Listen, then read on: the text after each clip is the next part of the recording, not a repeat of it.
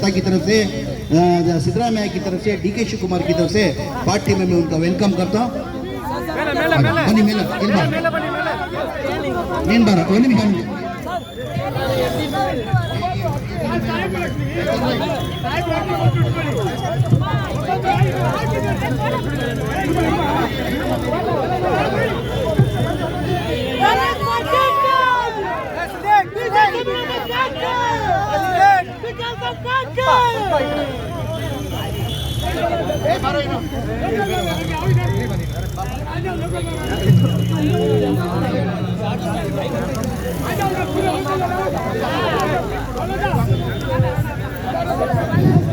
ಈ ಸೇರ್ಪಡೆ ಕಾರ್ಯಕ್ರಮ ಆದಮೇಲೆ ಸಹಿ ಸಂಗ್ರಹಣ ನಡೀತದೆ.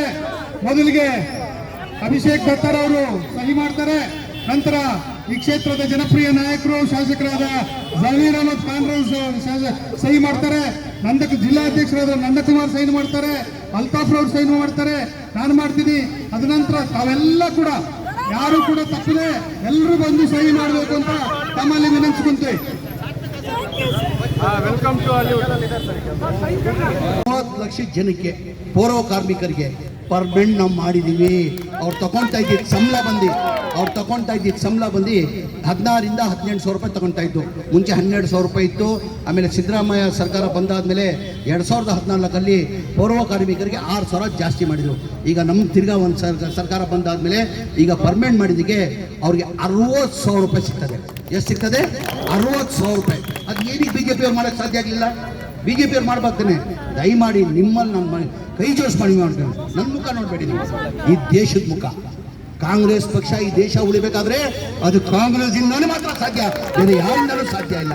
ದಯಮಾಡಿ ಒಬ್ಬೊಬ್ಬರು ಯುವಕರು, ನಮ್ಮದು ಅಭಿಷೇಕ್ ದತ್ತಂದು, ಅಲ್ತಾಫ್ ಅಣ್ಣಂದು, ವೆಂಕಟೇಶನ ಜವಾಬ್ದಾರಿ ಇಲ್ಲ, ನಿಮ್ದೆಲ್ಲ ಜವಾಬ್ದಾರಿ ಆಗ್ತದೆ. ಎಲ್ಲ ಜನಗಳಿಗೆ ಮನೆಗೆ ಹೋಗಿ ಈ ಓಟ್ ಚೋರಿ ಏನು ನಡೀತಾ ಇದೆ ಅದೆಲ್ಲ ತಾವು ನಿಲ್ಲಿಸಬೇಕು. ಮುಂದಿನ ದಿನ ಆಗಬಾರ್ದು. ನನ್ನ 100% ವಿಶ್ವಾಸ ಇದೆ.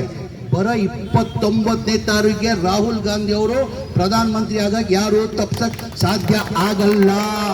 ಏನಂದ್ರೆ ಮೊನ್ನೆನೇ ಆಗಿತ್ತು. ಅವ್ರೇನೋ 400 ಪಾರ್ ಅಂದ್ರು. 300 ಪಾರ್ ಮಾಡಿಲ್ಲ. 250ಕ್ಕೆ ನಿಂತ್ಕೊಂಡ್ರು. ಅದು 250 ನಿಂತ್ಕೊಂಡಿದ್ದ ಕಾರಣ ಏನಂದ್ರೆ ನಮ್ಮಿಂದನೂ ಸ್ವಲ್ಪ ಎಲ್ಲೋ ಒಂದ್ ಕಡೆ ಕಾಂಗ್ರೆಸ್ ಪಕ್ಷದಿಂದನೂ ತಪ್ಪಾಗಿದೆ. ನಾವು ಕರ್ನಾಟಕದಲ್ಲಿ ನಾವು ನಿರೀಕ್ಷೆ ಜಾಸ್ತಿ ಇಟ್ಟಿದ್ವಿ. ಒಂದು 16-17 ಸೀಟ್ ಗೆಲ್ತೀವಿ ಅಂತ ಹೇಳ್ಬಿಟ್ಟು 9 ಜನ ಗೆದ್ದಿದ್ದು ನಾವು. ಇಲ್ಲ, ಓಟ್ ಚೋರಿನೂ ಒಂದು ಕಾರಣ. ನಿರೀಕ್ಷೆ ಹೇಳೋದು ನಾವು ಇಲ್ಲಿ ಒಂದು ಕರ್ನಾಟಕದಲ್ಲಿ ಒಂದು 5 ಸೀಟ್ ಹೆಚ್ಚು, ಬಿಹಾರಲ್ಲಿ ಒಂದು 5 ಸೀಟ್ ಹೆಚ್ಚು, ಮಧ್ಯಪ್ರದೇಶದಲ್ಲಿ ಒಂದು 5 ಸೀಟ್, UPದಲ್ಲಿ ಒಂದು 5 ಸೀಟ್ ಬಂದಿದ್ರೆ ಇವತ್ತು BJP ಸರ್ಕಾರ ಇರ್ತಾ ಇಲ್ಲ, ಕಾಂಗ್ರೆಸ್ ಸರ್ಕಾರ ಇರ್ತಾ ಇತ್ತು. ಜನಗಳಿಗೂ ಇವತ್ತು ಅರ್ಥ ಆಗಿದೆ. ಬರೋ ದಿನದಲ್ಲಿ ಏನವ್ರು 400 ಪಾರ ಅಂತ ಇದ್ವಿ, ಇವತ್ತು ಬರ್ದಿಕೊಳ್ಳಿ. ಕಾಂಗ್ರೆಸ್ ಗಠಬಂಧನ್ 400 ಪಾರ್ ಮಾಡೇ ಮಾಡ್ತೀವಿ. 400 ಪಾರ್ ಮಾಡಿ ಈಗೆಲ್ಲ ಇನ್ನೊಂದು ಬಾರಿ ನಾನು ಮನವಿನ ಮಾಡ್ಕೊಂಡು ಯುವಕರು ಸ್ನೇಹಿತರಿಗೆ ತಾವೆಲ್ಲ ಮನೆಗೆ ಹೋಗಿ ಅವೇರ್ನೆಸ್ ತರಬೇಕಂತ ಹೇಳ್ಬಿಟ್ಟು ಪಕ್ಷಕ್ಕೋಸ್ಕರ ಹಗಲು ರಾತ್ರಿ ನನ್ನ ಆತ್ಮೀಯ ಸ್ನೇಹಿತರು MLA ನಿಂತಿದ್ರು. ಅಲ್ಲಿ ಅಭಿಷೇಕ್ ದತ್ತ ಅವರು ದಿಲ್ಲಿಯಲ್ಲಿ ಎಲೆಕ್ಷನ್ನ MLA ನಿಂತಿದ್ರು. ನಾನು ಅಲ್ಲಿ ಹೋಗಿದ್ದೆ ಎಗೋಸಿ. ನಾನು ಅಲ್ಲಿ ಹೋಗುವಾಗ ಎಲ್ಲ ದಿಲ್ಲಿಯಲ್ಲಿ ಮಾತುಕತೆ ಏನಾಗ್ತಾ ಇತ್ತು, ಯಾರು ಗೆಲ್ತಾರೋ ಬಿಡ್ತಾರೋ ಗೊತ್ತಿಲ್ಲ, ಅಭಿಷೇಕ್ ದತ್ತ ಗೆದ್ದೇ ಗೆಲ್ಲಿತಾರೆ, ಯಾವತ್ತೂ ಜನಗಳು ಮಧ್ಯದಲ್ಲಿ ಇರ್ತಾರಂತ ಜನ ಮಾತಾಡ್ತಾ ಇದ್ರು. जिधर भी जाता था ना भाई, हर आदमी क्या बोलता था, कौन जीतता वो मालूम नहीं हमारे को. अभिषेक दत्ता 100% अभिषेक दत्ता साहब जीतते, क्योंकि अभिषेक दत्ता 24 घंटा आवाम के बीच में उनके सुख को साथ देते. अभिषेक दत्ता 100% जीतते. मगर वोट चोरी हो गया तो हम लोग क्या कर सकते हैं? इधर वोट चोरी होने देते नहीं. इधर कोई वोट चोरी करेगा तो इधर ही मारते हैं, हमारी क्या चीज़ है. मगर दूसरी जगह जो है ना, ये अवेयरनेस सब जगह लाना. हमारी जगह में क्या करते हैं सर, बूथ में हमारी टीम खड़ा रहता है. ये देश में हम ये काम करना सर, ये देश में हर जगह हम ये काम करना. मगर आप 100% आपका जो पिछला रिकॉर्ड देखेंगे, जो आवाम की जो पब्लिक ओपिनियन देखेंगे ना भाई, 100% आप ये जीतना था. मगर वोट चोरी होगा तो ये नहीं जीत सकते. अभिषेक दत्ता भी ಗೆಲ್ತಾರಂತ ತುಂಬ ವಿಶ್ವಾಸ ಇತ್ತು. ಈ BJP ಅವರು ಟಾರ್ಗೆಟ್ ಏನು ಮಾಡ್ತಾರೆ, ಯಾವ್ಯಾವ ಕ್ಷೇತ್ರದಲ್ಲಿ ಹೆಂಗೆ ಮಾಡೋದು, ಯಾವ ಬೂತಲ್ಲಿ ಹೆಂಗೆ ಮಾಡೋದು ಅಂತ ಅವ್ರು ಚೆನ್ನಾಗಿ ಕಲ್ತು ಬಿಟ್ಟವ್ರೆ. ಅವ್ರ ಕೆಲಸ ನೋಡಿ ಯಾರು ಜನ ಮತ ಅನ್ನೋದು ಕೊಡ್ತಾ ಇಲ್ಲ. ಆ ಕಾರಣಕ್ಕೆ ಮುಂದಿನ ದಿನಲ್ಲಿ ಈ ದೇಶದಲ್ಲಿ ದೇಶ ಒಳ್ಳೇದಾಗಬೇಕಾದ್ರೆ, ಎಲ್ಲ ಸಮಾಜದವ್ರಿಗೂ ಒಳ್ಳೇದಾಗಬೇಕಾದ್ರೆ ಅದು ಕಾಂಗ್ರೆಸ್ ಪಕ್ಷದಿಂದ ನಮ್ಮೆಲ್ಲ ಜವಾಬ್ದಾರಿ ಆಗ್ತದೆ. ನೀವೆಲ್ಲ ಸೇರಿ ಈ ಅವೇರ್ನೆಸ್ ತರಬೇಕು. ಇವತ್ತು ಅಭಿಷೇಕ್ ದತ್ತಾ ಅವರು ನನ್ನ ಕ್ಷೇತ್ರಕ್ಕೆ ಬಂದಿದ್ದಾರೆ, ಅವ್ರ ಹೃದಯದಿಂದ ಧನ್ಯವಾದಗಳು ಸಲ್ಲಿಸ್ತೀನಿ. ದೊಡ್ಡ ಲೀಡರ್ ನಮಗೆ. ಈಗ ನನಗೂ ಅವರೇ ಬಾಸ್ ಇದ್ದಂಗೆ. ನಾನು ಮಂತ್ರಿ ಆಗಿರ್ಬೋದು ಅಂದರೆ ನಮ್ಮ ಕಾಂಗ್ರೆಸ್ ಪಕ್ಷದಲ್ಲಿ ಹೈಕಮಾಂಡ್ ಬಾಸ್, ನನ್ನ ಬಾಸು ಇವರೇ. ಬೆಂಗಳೂರು ಸಿಟಿಗೆ ಸೆಕ್ರೆಟರಿ ಆಗಿದ್ದಾರೆ, ಅವರೇ ನನ್ನ ಬಾಸು. ಅವ್ರು ಇಷ್ಟು ಪಕ್ಷಕ್ಕೋಸ್ಕರ ಇಲ್ಲಿ ಬಂದು ನನ್ನ ಕ್ಷೇತ್ರದಲ್ಲಿ ಕಾರ್ಯಕ್ರಮ ಮಾಡಬೇಕಂತ ಏನು ಇವತ್ತು ತಾವು ಬಂದಿದ್ದೀರಾ, ಹೃದಯದಿಂದ ನಾನು ಧನ್ಯವಾದಗಳು ಸಲ್ಲಿಸ್ತೀನಿ ಸರ್. ಹೇಳ್ತಾ ಎಲ್ಲರಿಗೂ ಮಾತಾಡೋಕೆ ಅವಕಾಶ ಕೊಟ್ಟಿದ್ದು. ಇವತ್ತು ನನಗೆ ಭಾಳ ಜನ ಬಾಬಾ नाना भाई ये एक्चुअल पुराने कांग्रेस ही है भाई. दोरेस्वामी करके, गणेश करके, रवि कुमार करके, मुसलमान, हिंदू मुसलमान, और उनको कोई हिंदू भी नहीं चाहिए, उनको कोई मुसलमान भी नहीं चाहिए. ये बड़ी इसके तादाद के अंदर इधर अल्पसंख्यक रहे अभिषेक दत्ता जी. हमारे इस्लाम धर्म के अंदर भी हमको तासुब करना, जात पात करना करके हमारा इस्लाम हमारे को सिखाया नहीं. मजहब नहीं सिखाता, आपस में बैर रखना. हिंदी है हम, हिंदुस्तान ಕಾಂಗ್ರೆಸ್ ಪಾರ್ಟಿ ಇದೇ ತರ ಮಾಡ್ಕೊಂಡು ಬರ್ತಾ ಇರೋದು. ಎಲ್ಲಾ ಸಮಾಜದ ವರ್ಗವ್ರಿಗೆ ಯಾವ್ದಾರ ಜೊತೆ ತಗೊಂಡು ಹೋಗ್ತಾವ್ರೆ ಅಂದ್ರೆ ಅದು ಕಾಂಗ್ರೆಸ್ ಪಕ್ಷ. ತಮ್ಗೆಲ್ಲ ಗೊತ್ತೇ ಇದ್ದಂಗೆ 5 ನಿಮಿಷದಲ್ಲಿ ನಾನು ಮುಗಿಸ್ತೀನಿ. ಏನಕ್ಕಂದ್ರೆ ನನ್ನ ಕ್ಷೇತ್ರ ಇದು ಬಿಡಿಸಿ ನಾವು ಸರ್ಕಾರ ಏನ್ ಮಾಡ್ತಾ ಇದೆ ಅಂತ ತಮ್ಮ ಗಮನದಲ್ಲಿ ಇರಬೇಕಾಗ್ತದೆ. ತಮ್ಗೆಲ್ಲ ಗೊತ್ತೇ ಇದ್ದಂಗೆ 2023 ನಾವು 5 ಗ್ಯಾರಂಟಿಯನ್ನ ಘೋಷಣೆ ಮಾಡಿದ್ವಿ. ಆ 5 ಗ್ಯಾರಂಟಿಯನ್ನ ಜನ ನಂಬಿಟ್ಟು ನಮ್ಮ 140 ಸೀಟ್ ನಮ್ಮನ್ನ ಗೆಲ್ಸ್ಕೊಟ್ಟು ಸರ್ಕಾರನ ಅವ್ರು ಅಷ್ಟೇ ಮಾಡಿದ್ವಿ. ಇದೇ ವಿರೋಧ ಪಕ್ಷದವ್ರು ಏನಂದ್ರು, ಈ ಗ್ಯಾರಂಟಿಗಳು ಲಾಗು ಮಾಡೋಕ್ಕೆ ಸಾಧ್ಯ ಆಗಲ್ಲ. ಈ ಗ್ಯಾರಂಟಿಗಳು ಲಾಗು ಮಾಡಬೇಕಾದ್ರೆ ಕನಿಷ್ಠ 55ರಿಂದ 60 ಸಾವಿರ ಕೋಟಿ ಆಗ್ತದೆ. ಇದು ಬರೀ ರಾಜಕೀಯ ಭಾಷಣ ಮಾಡಿದ್ದಾರೆ, ಈ ಗ್ಯಾರಂಟಿಗಳು ಲಾಗು ಮಾಡೋಕ್ಕೆ ಸಾಧ್ಯ ಆಗಲ್ಲ ಅಂದರು. ನಮ್ಮ ಸರ್ಕಾರ ಬಂದು ಮನೆ ಸಿದ್ದರಾಮಯ್ಯ ಅವರು ಮುಖ್ಯಮಂತ್ರಿ ಆದಮೇಲೆ, ಉಪಮುಖ್ಯಮಂತ್ರಿಗಳು ಡಿ ಕೆ ಶಿವಕುಮಾರ್ ಆದಮೇಲೆ ಒಂದೇ ತಿಂಗಳಲ್ಲಿ ನಾವು 5 ಗ್ಯಾರಂಟಿಯನ್ನು ಲಾಗು ಮಾಡೋದು ತಮಗೆಲ್ಲ ಗೊತ್ತಿರೋದು ವಿಚಾರ. ಮಾಡಿದ್ವಿಲ್ಲ. ನಾನು 6ನೇ ಗ್ಯಾರಂಟಿ ಅಂತ ಹೇಳ್ತೀನಿ. ನಾನು 6ನೇ ಗ್ಯಾರಂಟಿ ಯಾವುದಪ್ಪ ಅಂದರೆ ನಾವು ಚುನಾವಣೆ ಟೈಮಲ್ಲಿ ಘೋಷಣೆ ಮಾಡಿರಲಿಲ್ಲ 6ನೇ ಗ್ಯಾರಂಟಿ ಅಂತ. ಈ ಬಡವ್ರ ಮನೆ 2023 ವೆಂಕಟೇಶನ ಹಿಂದಿನ ಸರ್ಕಾರದಲ್ಲಿ ಸಿದ್ದರಾಮಯ್ಯ ಮುಖ್ಯಮಂತ್ರಿ ಇರುವಾಗ 2013ರಿಂದ ಹಿಡ್ಕೊಂಡು 2018 ಸ್ಲಮ್ ಬೋರ್ಡಲ್ಲಿ 1,80,253 ಮನೆ ಸ್ಯಾಂಕ್ಷನ್ ಮಾಡಿದ್ರು. ಅದೇ ಥರ ರಾಜೀವ್ ಗಾಂಧಿ HP ಸ್ಕೀಮ್ ಅಂತ 67,858 ಮನೆಗಳು ಸ್ಯಾಂಕ್ಷನ್ ಮಾಡಿದರು. ಒಟ್ಟಾಗಿ 2,30,30,000 ಹಿಂದಿನ ಸರ್ಕಾರದಲ್ಲಿ ನಮ್ಮ ಸರ್ಕಾರ ಇರುವಾಗ, ಸಿದ್ದರಾಮಯ್ಯ ಅವರು ಮುಖ್ಯಮಂತ್ರಿ ಇರುವಾಗ ಮನೆಗಳು ಸ್ಯಾಂಕ್ಷನ್ ಮಾಡಿದರು. ಅದಾದಮೇಲೆ ಸಮ್ಮಿಶ್ರ ಸರ್ಕಾರ ಬಂದು ಕುಮಾರಸ್ವಾಮಿ ಅವರು ಮುಖ್ಯಮಂತ್ರಿ ಆಗಿದ್ರು 1.5 ವರ್ಷ, ಒಂದು ಮನೆಯೂ ಸ್ಯಾಂಕ್ಷನ್ ಮಾಡಿಲ್ಲ, ಒಂದು ಮನೆಯೂ ಕೊಡೋಕ್ಕೆ ಸಾಧ್ಯ ಆಗಿಲ್ಲ. ಅದಾದಮೇಲೆ BJP ಸರ್ಕಾರ ಬಂತು 4 ವರ್ಷ, ಯಡಿಯೂರಪ್ಪ ಅವರು 2 ವರ್ಷ ಮುಖ್ಯಮಂತ್ರಿ ಆಗಿದ್ರು, ಒಂದು ಮನೆಯೂ ಸ್ಯಾಂಕ್ಷನ್ ಮಾಡಿಲ್ಲ, ಒಂದು ಮನೆಯೂ ಕೊಡೋಕ್ಕೆ ಸಾಧ್ಯ ಆಗಿಲ್ಲ. ಆಮೇಲೆ ಬಸವರಾಜ ಬೊಮ್ಮಾಯಿ ಅವರು 2 ವರ್ಷ ಮುಖ್ಯಮಂತ್ರಿ ಆಗಿದ್ರು, ಅವರು ಒಂದು ಮನೆ ಸ್ಯಾಂಕ್ಷನ್ ಮಾಡೋಕ್ಕಾಗಲಿಲ್ಲ, ಒಂದು ಮನೆಯೂ ಕೊಡೋಕ್ಕೆ ಸಾಧ್ಯ ಆಗಿಲ್ಲ. ನಮ್ಮ ಸರ್ಕಾರ ಬಂದಾದಮೇಲೆ ಕಾಂಗ್ರೆಸ್ ಪಕ್ಷ ನನ್ನ ಮಂತ್ರಿ ಮಾಡಿದ್ಮೇಲೆ ನನ್ನ ಗಮನಕ್ಕೆ ಬಂತು, ಈ ಥರ 2,30,000 ಮನೆಗಳು ಅನ್ಕಂಪ್ಲೀಟ್ ಆಗಿದ್ದಾರೆ, ಜನ ಬೀದಿಯಲ್ಲಿದ್ದಾರೆ. ಒಂದು ಮನೆ ಕಟ್ಟಬೇಕಾದ್ರೆ 7.5 ಲಕ್ಷ ರೂಪಾಯಿ ಆಗ್ತದೆ. ಕೇಂದ್ರ ಸರ್ಕಾರದಿಂದ ಏನು ಮಾಡ್ತಾರೆ, ಪ್ರಧಾನ ಮಂತ್ರಿ ಆವಾಸ್ ಯೋಜನಾ ಅಂತ 1.5 ಲಕ್ಷ ಕೊಡ್ತಾರೆ. ಅದರಲ್ಲಿ 18% GST ಹಾಕಿ 1,38,000 ಹಿಂದೆಯಿಂದ ವಾಪಸ್ ತಗೊತಾರೆ. नाम के वास्ते करता है सर. एक घर बनने के लिए 7.5 लाख होता भाई. 7.5 लाख के अंदर सेंट्रल गवर्नमेंट से 1.5 लाख रुपए देते हैं. 1.5 लाख रुपए देके क्या है, नाम क्या है, प्रधानमंत्री आवास योजना करके 1.5 लाख देके गरीब को घर बनने के लिए 18% GST जाके 1,38,000 वापस दे रहे. इन्हें नाम के लिए दे रहे. ಇದೆಲ್ಲ ಆದಮೇಲೆ ಟೋಟಲಿ 2,30,000 ಮನೆಗೆ 9,500 ಕೋಟಿ ಬೆನಿಫಿಷರಿ ಕಟ್ಟಬೇಕಾಗಿತ್ತು. 4 ಲಕ್ಷ ಬೆನಿಫಿಷರಿ ಕಟ್ಟಬೇಕು ತಾನೆ. ಟೋಟಲ್ ಬೆನಿಫಿಷರಿ ಪೇಮೆಂಟ್ 8 ವರ್ಷದಲ್ಲಿ ಬಂದಿದ್ದು ಬರೇ 310 ಕೋಟಿ ಬಂದಿತ್ತಣ್ಣ ವೆಂಕಟೇಶಣ್ಣ, ಬರೇ 310 ಕೋಟಿ. ನನ್ನ ಗಮನಕ್ಕೆ ಬಂದಾದ್ಮೇಲೆ ಹೆಂಗಪ್ಪ ಮನೆ ಮುಖ್ಯಮಂತ್ರಿ ಗಮನಕ್ಕೆ ತರೋದಿದ್ದು. ಏನಕ್ಕಂದ್ರೆ 9,500 ಕೋಟಿ ಅಂದರೆ ಸಣ್ಣ ಅಮೌಂಟ್ ಇಲ್ಲ. ಮನೆಗಳು ಕಟ್ಟಬೇಕಾದ್ರೆ 9,500 ಕೋಟಿ ಆಗ್ಬಿಡ್ತದೆ. ಈ ಗ್ಯಾರಂಟಿಗಳಿಗೆ 55ರಿಂದ 60,000 ಕೋಟಿ ಆಗ್ತದೆ. ಹೆಂಗ್ ಮನೆ ಮುಖ್ಯಮಂತ್ರಿ ಗಮನಕ್ಕೆ ತರೋದು ಅಂತ ಹೇಳ್ಬಿಟ್ಟು ಧೈರ್ಯ ಮಾಡಿ ಮನೆ ಮುಖ್ಯಮಂತ್ರಿ ಗಮನಕ್ಕೆ ತಂದೆ. ಸರ್, ಹಿಂದಿನ ಸರ್ಕಾರದಲ್ಲಿ ತಾವೇ ಮುಖ್ಯಮಂತ್ರಿ ಇರುವಾಗ ಈ 2,30,000 ಮನೆಗಳು ಕಂಪ್ಲೀಟ್ ಮಾಡಿ ಸರ್. ಅದಾದಮೇಲೆ ಒಂದು ಮನೆಯೂ ಸ್ಯಾಂಕ್ಷನ್ ಮಾಡಿಲ್ಲ, ಒಂದು ಮನೆಯೂ ಕೊಡೋಕ್ಕೆ ಸಾಧ್ಯ ಆಗಿಲ್ಲ. ಬಡವರು ಬೀದಿಯಲ್ಲಿದ್ದಾರೆ ಸರ್. ನಾವೇ ಸರ್ಕಾರ ವತಿಯಿಂದ ಇವ್ರಿಗೆ ಮನೆಯನ್ನು ಕಟ್ಕೊಡ್ಬೇಕಂತ ಹೇಳ್ಬಿಟ್ಟು ಮನೆ ಮುಖ್ಯಮಂತ್ರಿ ಗಮನಕ್ಕೆ ತಂದೆ.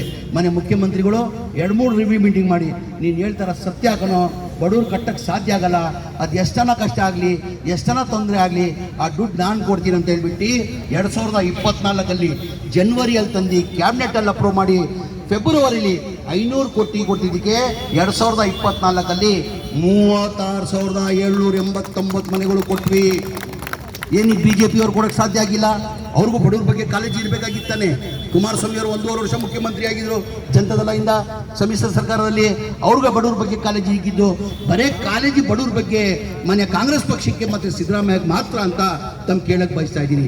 ಇನ್ನು ಬರೋ ತಿಂಗಳಲ್ಲಿ ನವೆಂಬರ್ 29ನೇ ತಾರೀಕಿಗೆ 42,356 ಮನೆಗಳು ಕೊಡ್ತಾ ಇದ್ದೀವಿ. ಏನಕ್ಕೆ BJP ಅವ್ರು ಕೊಡೋಕ್ಕೆ ಸಾಧ್ಯ ಆಗಿಲ್ಲ? आज तक एक घर नहीं किया सर. ओपन में बीजेपी से सवाल किया. कोप्पल के अंदर परसों का दिन फंक्शन था. 1,80,000 घर स्लम बोर्ड के और राजीव गांधी के 47,586 घर, टोटल 2,30,000 घर. एक घर बीजेपी उन्होंने नहीं दिया था.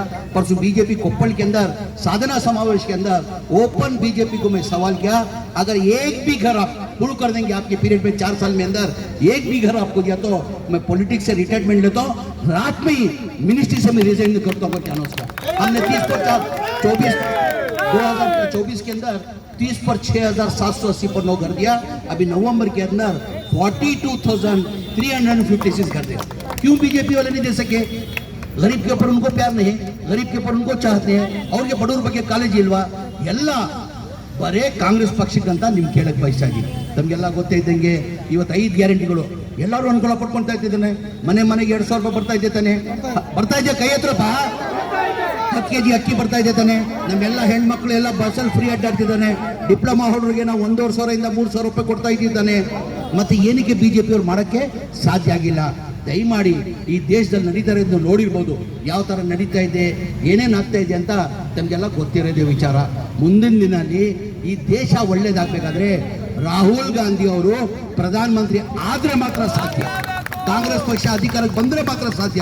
ಇದೆಲ್ಲ ತಾವು ಅರ್ಥ ಮಾಡ್ಕೊಂಡು ಇದು ನಮ್ಮ ಜವಾಬ್ದಾರಿ ಇಲ್ಲ, ಅಭಿಷೇಕ್ ದತ್ತಂದು ಜವಾಬ್ದಾರಿ ಇಲ್ಲ, ವೆಂಕಟೇಶ್ ಅವ್ರದ್ದು ಜವಾಬ್ದಾರಿ ಇಲ್ಲ, ನಿಮ್ಗೆಲ್ಲ ಜವಾಬ್ದಾರಿ ಆಗ್ತದೆ. ಮನೆಗೆ ಹೋಗ್ಬಿಟ್ಟು ಇದೆಲ್ಲ ತಾವು ಅವೇರ್ನೆಸ್ ತರಬೇಕಂತ. ಈ ದೇಶ ಉಳಿಬೇಕಾದ್ರೆ ಯಾರಿಂದನೂ ಸಾಧ್ಯ ಇದೆ, ಅಲ್ಲಿ ಕಾಂಗ್ರೆಸ್ ಪಕ್ಷದಿಂದನೇ ಸಾಧ್ಯ. ಅದು ಬೇರೆ ಯಾರಿಂದನೂ ಸಾಧ್ಯ ಇಲ್ಲ. ಎಲ್ಲ ಸಮಾಜ ಎಲ್ಲ ವರ್ಗವ್ರಿಗೆ ಜೊತೆ ತಗೊಂಡು ಹೋಗ್ಬೇಕಾದ್ರೆ ಅದು ಕಾಂಗ್ರೆಸ್ ಪಕ್ಷ. ಅಭಿಷೇಕ್ ದತ್ತ ಅವ್ರು ಹೇಳ್ತಾ ಇದ್ರು, ನಮ್ಮಲ್ಲಿ ಪೌರ ಕಾರ್ಮಿಕರು ನಮ್ಮ ಕ್ಷೇತ್ರದಲ್ಲೇ ಜಾಸ್ತಿ. ಚುನಾವಣೆ ಟೈಮಲ್ಲಿ ಇಲ್ಲೇ ಕಾರ್ಯಕ್ರಮ ಮಾಡಿದ್ರು. ಅಭಿಷೇಕ್ दत्ता ಅವ್ರಿಗೆ ಜ್ಞಾಪನ ಇದೆ. आपको आज याददाश्त बहुत अच्छी है भाई. इधर ही हम लोग ने प्रोग्राम किया था. उस दिन हमने उनको जबान दिया था कि आपको हमारी हुकूमत आएगी तो हम परमानेंट करेंगे करके.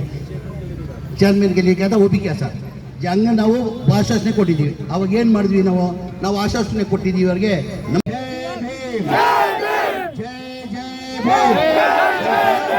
ಜೋರಾಗಿ ಧ್ವನಿಯಲ್ಲಿ ಜೈಲು ಮೇಲೆ. ಇವತ್ತು ಬಾಬಾ ಸಾಹೇಬ್ ಅಂಬೇಡ್ಕರ್ ಸಂವಿಧಾನ ಕೊಟ್ಟಿಲ್ಲ ಅಂದ್ರೆ ಈ ಕಾರ್ಯಕ್ರಮ ಮಾಡಕ್ ಸಾಧ್ಯ ಆಗಿತ್ತಾ? ಬಾಬಾ ಸಾಹೇಬ್ ಅಂಬೇಡ್ಕರ್ ಸಂವಿಧಾನ ಕೊಟ್ಟಿದ್ದ ಕಾರಣಕ್ಕೆ ನಾವು ಈ ಕಾರ್ಯಕ್ರಮ ಮಾಡಿದ್ರು. ನಮಗೆಲ್ಲ ಗೊತ್ತೇ ಇದ್ದಂಗೆ 2014 ಕೇಂದ್ರದಲ್ಲಿ BJP ಸರ್ಕಾರ ಬಂದಾದ್ಮೇಲೆ ನಮ್ಮ ರಾಜ್ಯದವರು ಒಬ್ರು ಕೇಂದ್ರದಲ್ಲಿ ಮಂತ್ರಿ ಆಗಿದ್ರು, ಅನಂತ್ ಕುಮಾರ್ ಹೆಗಡೆ ಅಂತ. ಅವ್ರು ಏನಂದ್ರು, ನಾವು BJP ಸರ್ಕಾರ ಬಂದಿರೋದೇ ಸಂವಿಧಾನ ತೆಗಿಯಕ್ಕಂತ ಹೇಳಿಕೆ ಕೊಟ್ಟಿರೋದು ತಮಗೆಲ್ಲ ಗೊತ್ತಿರೋದೇ ವಿಚಾರ.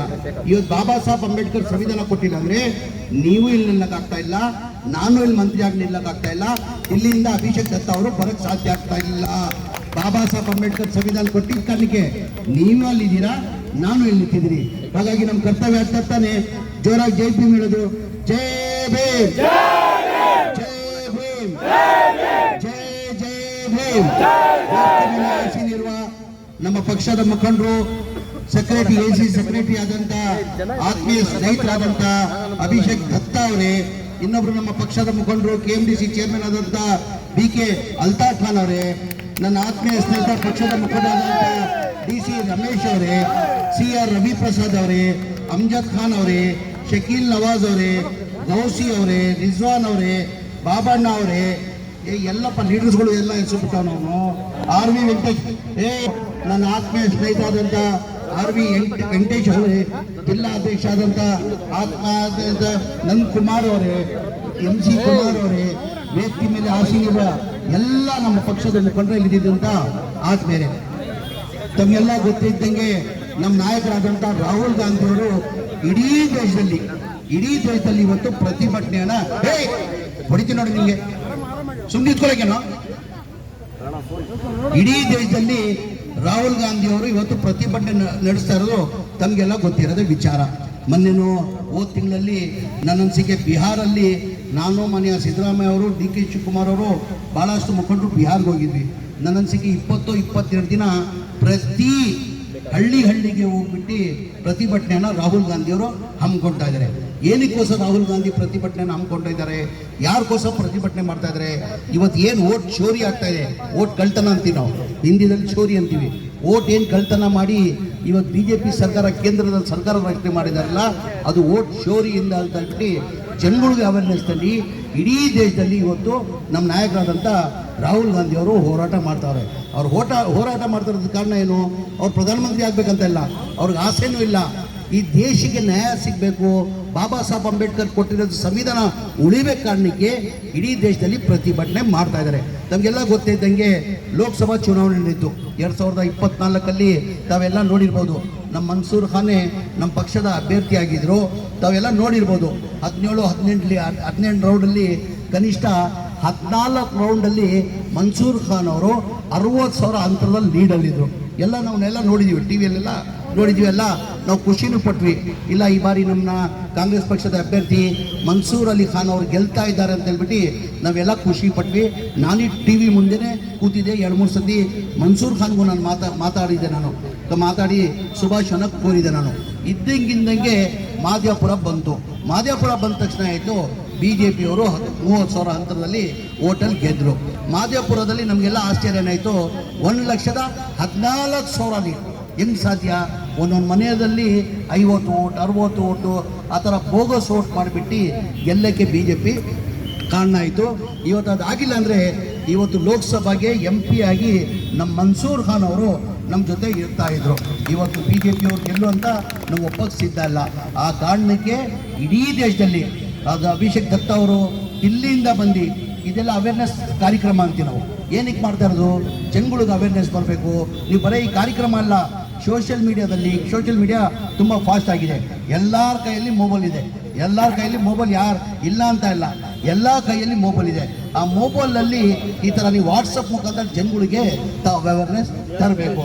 ಆ ಕಾರಣಕ್ಕೆ ಮುಂದಿನ ಚುನಾವಣೆಯಲ್ಲಿ ಈ ಥರ ಆಗಕೂಡ್ದು ಅಂತ ನಮ್ಮ ನಾಯಕರಾದಂಥ ರಾಹುಲ್ ಗಾಂಧಿ ಅವರು, ಮಲ್ಲಿಕಾರ್ಜುನ ಖರ್ಗೆ ಅವರು, ಸೋನಿಯಾ ಗಾಂಧಿ ಅವರು, ಆಮೇಲೆ ಸಿದ್ದರಾಮಯ್ಯ ಅವರು, DK ಶಿವಕುಮಾರ್ ಅವರು ನಾವೆಲ್ಲ ಪ್ರಯತ್ನನ ಮಾಡ್ತಾ ಇದ್ದೀವಿ. ಈ BJP ತಮಗೆಲ್ಲ ಗೊತ್ತಿದ್ದಂಗೆ ಅಭಿಷೇಕ್ ದತ್ತ ಅವ್ರು ಹೇಳ್ತಾ ಇದ್ರು, ಇವತ್ತು BJP ಸರ್ಕಾರ ಬಂದು ಜನಗಳಿಗೇನು ಅನುಕೂಲ ಆಗಿಲ್ಲ. ಜನಗಳಿಗೇನು ಅನುಕೂಲ ಆಗಿದೆಯಾ? ಇದೇ ಪ್ರಧಾನಮಂತ್ರಿ ಅವರು ಘೋಷಣೆನ ಮಾಡಿದರು. 2014 ಜನ ಭಾಳ ನಿರೀಕ್ಷೆ ಇಟ್ಟಿದ್ದು, ಇಲ್ಲಪ್ಪ ನಾವು ಕಾಂಗ್ರೆಸ್ ಪಕ್ಷ ನೋಡಾಗಿದೆ, ಪ್ರಧಾನಮಂತ್ರಿ ಭಾಳ ಬಡತನದಿಂದ ಬಂದಿರೋದು, ಆ ರೈಲ್ವೆ ಸ್ಟೇಷನಲ್ಲಿ ಟೀ ಮಾಡ್ತಾ ಇದ್ದಿದ್ದು, ಅವ್ರು ಪ್ರಧಾನಮಂತ್ರಿ ಆದರೆ ದೇಶಕ್ಕೆ ತುಂಬ ಒಳ್ಳೇದಾಗ್ತದೆ ಅಂತ ಹೇಳ್ಬಿಟ್ಟು ಜನ ನಿರೀಕ್ಷೆ ಇಟ್ಟು 2014 ಪ್ರಧಾನಮಂತ್ರಿ ಅವ್ರನ್ನ ಮಾಡಿದ್ರು. ಅವ್ರು ಎಲ್ಲೋದ್ರು ಪ್ರಧಾನಮಂತ್ರಿ ಭಾಷಣ ಮಾಡೋರು. ಏನು ಭಾಷಣ ಮಾಡೋರು? ಅಚ್ಚೇ ದಿನ ಆಯಂಗೆ, ಮೈ ದೇಶ ಕಾ ಅಚ್ಚಾ ಕरूंगा, ಮೈ ದೇಶ ಕಿ ಭಲಾಯಿ ಕरूंगा ಅಂತ ಹೇಳ್ಬಿಟ್ಟು ಸಬ್ಕಾ ಸಾಥ್ ಸಬ್ಕಾ ವಿಕಾಸ್ ಅಂತ ಭಾಷಣ ಮಾಡಿ ಇವತ್ತು ತಮಗೆಲ್ಲ ಈಗೊತ್ತು ಜನಗಳಿಗೆ ಈಗ ಗೊತ್ತಾಗ್ತದೆ. 2014 10 ವರ್ಷದಲ್ಲಿ ಜನಗಳಿಗೆ ಈಗ ಬರ್ತಾ ಇದೆ. ಜನ ಏನು ಬಯಸ್ತಾ ಇದ್ದಾರೆ ಅಂದರೆ, ನಮಗೆ ನಿನ್ನ ಒಳ್ಳೆ ದಿನ ಬೇಡ, ನಮ್ಮ ಮನಮೋಹನ್ ಸಿಂಗ್ ಇದ್ದಿದ್ದು, ಕಾಂಗ್ರೆಸ್ ಪಕ್ಷ ಇದ್ದಿದ್ದು ಹಳೇ ದಿನ ವಾಪಸ್ ಕೊಡಿ ಅಂತ ಜನ ಬಯಸ್ತಾ ಇದ್ದಾರೆ. ಎಲ್ಲ ಅಕೌಂಟಲ್ಲಿ 15 ಲಕ್ಷ ಹಾಕ್ತೀನಿ, 15 ಲಕ್ಷ ಹಾಕ್ತೀನಂತ ಎಲ್ಲ ಅಕೌಂಟಲ್ಲಿ ಘೋಷಣೆ ಮಾಡಿದ್ರು. 15 ರೂಪಾಯಿ ಹಾಕಿದಾರ? 15 ರೂಪಾಯಿ ಹಾಕಿದ್ರ? ಸುಳ್ತಾನೆ. ಆಮೇಲೆ 2 ಲಕ್ಷ ಯುವಕರಿಗೆ, 2 ಕೋಟಿ ಜನಕ್ಕೆ ಯುವಕರಿಗೆ ಕೆಲಸ ಕೊಡ್ತೀನಿ ಅಂದರು. ಒಂದು ಕೆಲಸ ಕೊಟ್ರ? ಹೋಗಿ ಕೇಳಿದಾಗ ಏನಂತವ್ರೆ? ಪಕೋಡ ಮಾಡಿ ಜೀವನ ಮಾಡಿ. ಇವತ್ತು ಅವ್ರು ಏನು ಮಾಡ್ತಾರೆ? ನಮ್ಮ ಪಕ್ಷದ ಇತಿಹಾಸ ತೆಗಿರಿ. ಅದು अभिषेक दत्ता जी, हमारा पार्टी का, कांग्रेस पार्टी का आप इतिहास निकाल के देखो.